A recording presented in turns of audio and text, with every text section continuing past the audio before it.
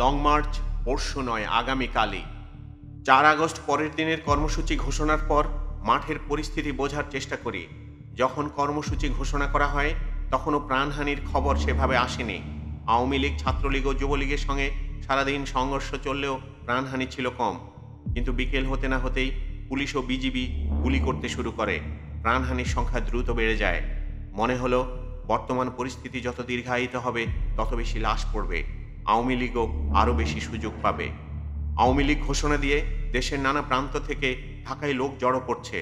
৪ আগস্টে যে কর্মসূচি হওয়ার কথা ছিল সেটা তারা ততক্ষণে ৫ আগস্টে সরিয়ে নিয়ে গেছে। মনে হলো আমাদের কর্মসূচি পিছিয়ে দেওয়া মানে কৌশলগতভাবে আমাদের পিছিয়ে যাওয়া, আরও বেশি হতাহতের আশঙ্কা বজায় রাখা। আমরা প্রতিদিন একটা করে কর্মসূচি ঘোষণা করি আর ১-১৫০ মানুষ শহীদ হয়। ৪ আগস্ট বিকেলের দিকে যখন মৃত্যুর সংখ্যা বাড়তে থাকে তখন আমি মার্চ টু ঢাকা কর্মসূচিটা এগিয়ে আনার কথা ভাবি। কাদের, মাসুদ আর রিফাত আমাকে বলছিল বিষয়টা আরেকবার ভেবে দেখা যায় কিনা। সিদ্ধান্ত যে পরিবর্তন করব, নাহিদ ভাইয়ের সঙ্গে তো যোগাযোগ বিচ্ছিন্ন। সেদিন তিনি অনলাইনে আসেন রাত ১১টা থেকে ১২টার দিকে। এই পরিস্থিতির কারণে যে সিদ্ধান্তগুলো হয় সেগুলো আমি প্রায় একাই নিতে বাধ্য হই। পরের সারির কর্মীরা বলল মাঠের যে পরিস্থিতি তাতে পরের দিনই লং মার্চের ঘোষণা দিলে সেটা সফল করা সম্ভব। ততক্ষণে বিকেল ৪টা বা ৫টা বেজে গেছে। মনে হচ্ছিল এই সময়ে ঘোষণা দিলে অনেকে ঢাকায় এসে পৌঁছাতেই পারবে না। একটা বড় ভরসা ছিল এই যে ঢাকার জনসংখ্যাই তো ২.৫ কোটির মতো। এমন একটা আন্দোলন কি অন্তত ৫০ লাখ লোক নেমে আসবে না?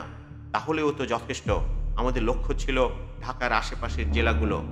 সবার সঙ্গে কথার পর পরিস্থিতি পর্যবেক্ষণ করে আস্থা এলো যে মার্চ টু ঢাকা কর্মসূচিটা ৫ই আগস্টে দিলেও সেটা সফল হওয়া সম্ভব।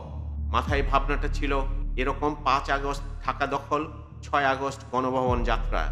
গণভবন অভিমুখে যাত্রা ব্যর্থ হলে সব শেষ। ওই সিদ্ধান্তটা তাই ভেবেচিন্তে আলাপ আলোচনা করে নেওয়ার ব্যাপার ছিল। নাহিদ ভাইয়ের সঙ্গে যোগাযোগ করা গেল না, কোনো ভার্চুয়াল বৈঠকও করা যায়নি। কিছু কথা হলো বাকের, কাদের, মাসুদ, রিফাত, মোয়াজ্জেমের সঙ্গে। এই পরিস্থিতির মধ্যেই মার্চ টু ঢাকা একদিন এগিয়ে ৫ই আগস্ট নিয়ে আসা হলো। ফেসবুকে আমি পোস্ট করলাম, পরিস্থিতি পর্যালোচনায় এক জরুরি সিদ্ধান্ত মোতাবেক মার্চ টু ঢাকা কর্মসূচি ৬ আগস্ট থেকে পরিবর্তন করে ৫ আগস্ট করা হলো। সবাইকে, বিশেষ করে ঢাকার আশেপাশের জেলাগুলোর মানুষকে ঢাকায় আসার আহ্বান জানানো হলো। ৪ আগস্ট আওয়ামী লীগ ঢাকা নিয়ন্ত্রণে ব্যর্থ হলো। সন্ধ্যা থেকে ঘোষণা হলো কারফিউ। আমরা কারফিউ ভাঙার ঘোষণা দিলাম। সন্ধ্যার আগে খবর পেলাম কেউ কেউ ২-৩ হাজার লোক নিয়ে গণভবনের দিকে যাচ্ছে। এটা ছিল এক ধ্বংসাত্মক ধারণা।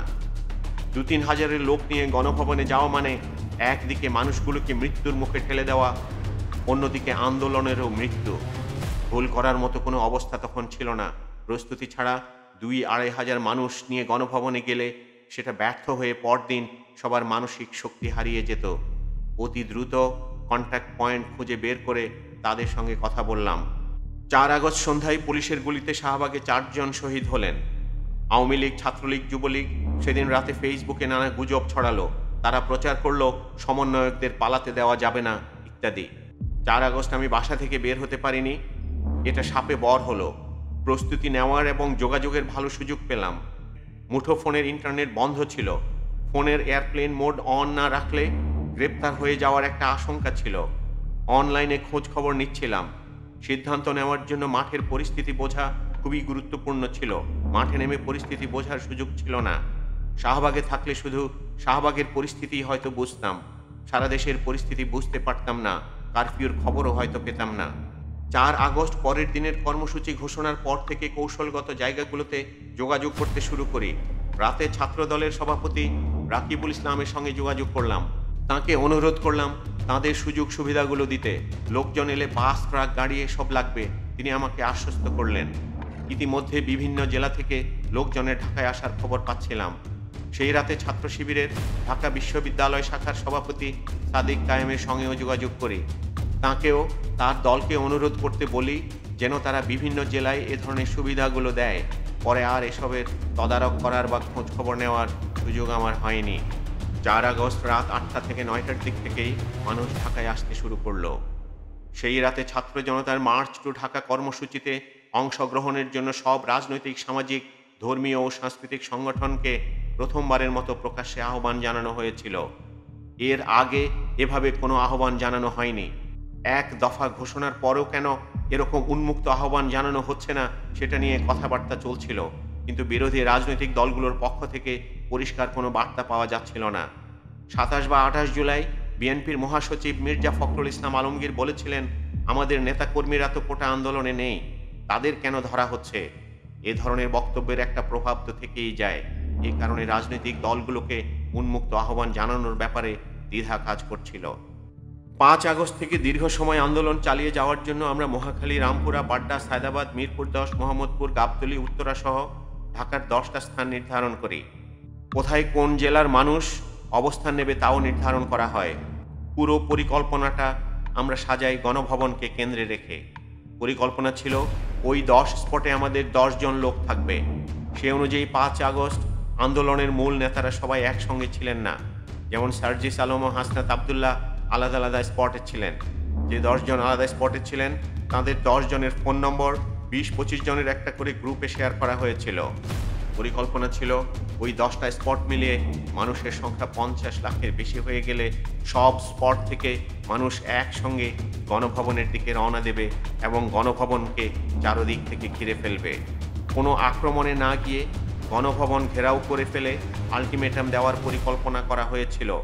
ঘেরাও ঘেরাও ঘেরাও হবে বলে সেদিন স্লোগান পোস্ট করা হলেও কোথায় কি ঘেরাও হবে সেটা স্পষ্ট করে বলা হয়নি। গণভবন ঘেরাও করার জন্য পর্যাপ্ত প্রস্তুতির প্রয়োজন ছিল। সেনাবাহিনী গুলি করতে পারে, এ জাতীয় সবচেয়ে খারাপ পরিস্থিতি মাথায় রেখে পরিকল্পনা সাজানো হয়। ইন্টার্ন চিকিৎসক সহ মেডিকেলের শিক্ষার্থীদের সমন্বয়ে মেডিকেল টিমও করা হয়েছিল। ৫ই আগস্টে কত বড় লোক সমাগম হবে সেটা নিয়ে সংশয় ছিল।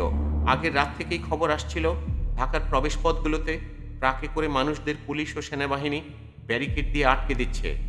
আশেপাশের অঞ্চল থেকে যে সমন্বয়কারা আসতে চাইছিলেন তাদের সঙ্গে যোগাযোগ করে বিকল্প রাস্তা ব্যবহার করতে বলে ঢাকায় ঢোকার সময় পুলিশ ও সেনাবাহিনীর বাধায় এগোতে না পেরে ব্যারিকেড পার হওয়ার জন্য গাড়ি থেকে নেমে মানুষ বিভিন্ন জমির আইল দিয়ে ঘুরে এসে আবার সড়কে উঠছিল।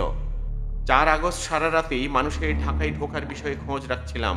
সে রাতে বোধ করি দেশের বেশিরভাগ মানুষই উত্তেজনায় নির্ঘুম রাত কাটিয়েছেন, কারণ রাত ৩টা-৪টার দিকেও আমি যখন ফেসবুকে পোস্ট করছিলাম তাতে মানুষের ব্যাপক সাড়া পড়ছিল। ঢাকার বাইরে থেকে যারা আসছেন তাদের থাকা খাওয়ার ব্যবস্থা করা এবং ওয়াইফাই ইন্টারনেট উন্মুক্ত করে দেওয়ার জন্য মানুষের কাছে আহ্বান জানানো হয়। সে আহ্বানে সাড়া দিয়ে অনেকেই লিখেছিলেন তাদের এলাকা থেকে যারা আসছেন তারা তাদের বাসায় থাকতে পারেন। ৫ আগস্টের কর্মসূচি ঘিরে সাভার, নারায়ণগঞ্জ ও গাজীপুরের গার্মেন্টস শ্রমিকদের যুক্ত করতে তাদের সঙ্গেও যোগাযোগ করি। এদিন আমরা কেন্দ্রীয়ভাবে ঢাকার শহীদ মিনারে সমাবেশ করার কথা বলেছিলাম। ৪ আগস্ট রাতে কিছু সংখ্যালঘুর বাড়িতে, বাড়িঘর ও মন্দিরের উপর আক্রমণ হয়েছে। আমাদের কাছে খবর আসছিল আওয়ামী লীগ এ জাতীয় হামলা করে আন্দোলনকে ভিন্ন একটা রূপ দেওয়ার চেষ্টা করছে। মধ্যরাতে আমরা সংখ্যালঘুদের নিরাপত্তা নিশ্চিত করার আহ্বান জানাই। রাতে মাহফুজ ভাই আর নাহিদ ভাইকে বলি সরকার পতনের পরে কি হবে এর একটা রূপরেখা দেওয়ার দরকার হবে। আওয়ামী লীগ আন্তর্জাতিক পরিসরে বার্তা দেওয়ার চেষ্টা করছিল যে উশৃঙ্খল জনতা এসব করছে, এরা শেখ হাসিনার পতন ঘটাতে এবং নৈরাজ্য করতে এসেছে। মাহফুজ ভাইকে আমি একটা ঘোষণাপত্র দেওয়ার কথা বলি। মাহফুজ আলম বলেছিলেন এখন ঘোষণাপত্র না দিয়ে কিছু পয়েন্ট দেওয়া যেতে পারে।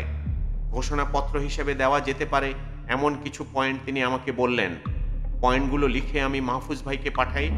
মাহফুজ ভাই ও ভূঁইয়া মোহাম্মদ আসাদুজ্জামান সেটা সম্পাদনা করে আমাকে ফেরত পাঠান। ভোর ৩টা-৪টার দিকে সেটা আমি ফেসবুকে পোস্ট করি। ওই পোস্টটা ছিল এরকম: ১ নম্বর, ছাত্র নাগরিক অভ্যুত্থানের সফলতা সাপেক্ষে কিছু নীতিগত সিদ্ধান্তের ভিত্তিতে নতুন বাংলাদেশ গঠন হবে। জরুরি অবস্থা, সামরিক শাসন কিংবা এমন কোনো ব্যবস্থা যা ফ্যাসিবাদকে সার্ভ করবে তা ছাত্র জনতা মেনে নেবে না। ২, ছাত্র নাগরিক অভ্যুত্থানের নেতৃত্বই হবে অন্তর্বর্তীকালীন সরকারের অন্যতম অংশীদার। নতুন বাংলাদেশ গঠনে ছাত্র জনতার আশা আকাঙ্ক্ষার প্রতিফলন নিশ্চিত করাই হবে তাদের মূল দায়িত্ব।